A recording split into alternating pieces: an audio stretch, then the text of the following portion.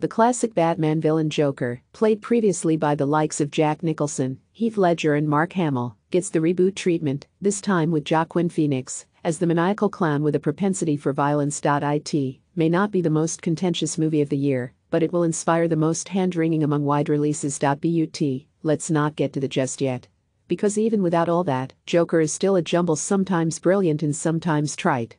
Among its flashes of excellence is a self-serious movie that isn't nearly as deep as it thinks it is. The movie follows a basic origin story for Arthur Fleck, Phoenix, who would become Joker before the credits roll. Fleck is a downtrodden man working as a clown for hire, but with aspirations of being a stand-up comic, a career ambition that always surprises those he meets, because his whole sad sack thing doesn't exactly scream funny man.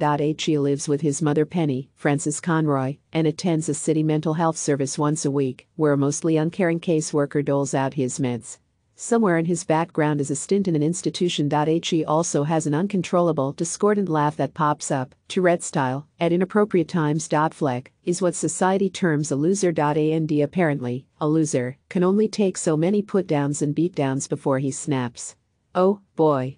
Does he snap? At this point the movie and the character descend into a violence-fueled path to the destruction of Gotham. And in this, Joker becomes a flashpoint of resistance for those who feel victimized in this economic system, to rally around. Interesting to note that most of the Gothamites who don clown masks and riot also look like middle-aged frat boys, looking for an excuse to punch out. But Joker actually says very little about wealth inequality, mental illness or victimhood that you can't glean from the abstract of a long-form magazine feature. The sequence in which a lot of rich people sit in an opulent theater and laugh at Charlie Chaplin's The Tramp character is so beyond on the nose. Where Joker is strong is Phoenix's performance.